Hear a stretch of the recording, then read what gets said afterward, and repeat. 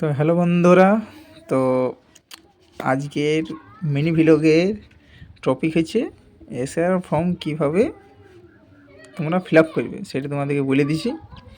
তো এমনি একটা ফর্ম দিবে, ঠিক আছে, যার ফর্মে যার নাম দেওয়া থাকবে সেই হিসাবে তো বলছি। যার নাম দেওয়া থাকবে তার ডেট অফ বার্থ, তারপর হচ্ছে আধার কার্ড নম্বর, তারপরে ফোন নম্বর, তার বাবার নাম, যদি মারা যায় তাহলে লেট দেবে, ঠিক আছে। তো দেওয়া আছে।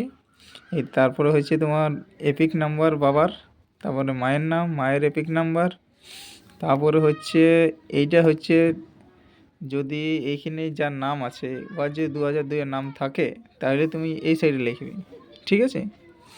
আর যদি নাম থাকে, যেমন আমার বাবার নাম ছিল, মায়ের নাম আছে, তো বাবার নাম আছে, তো বাবার নামে এই দিকে আমি করছি, এখানে বাবার নাম দিয়েছি, তারপরে বাবার এপিক নাম্বার, তারপরে আত্মীয়র নামটা হবে দাদুর নামটা, ঠিক আছে।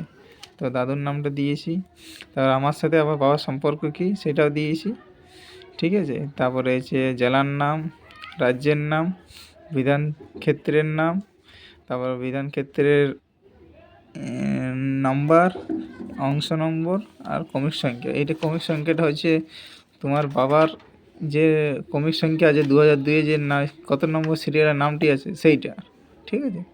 তো আজকের ভিডিওটা এটা নিয়েই আছে। তো যদি ভিডিওটা ভালো লাগে তাহলে লাইক করো, কমেন্ট করো এবং শেয়ার করো। Thank you.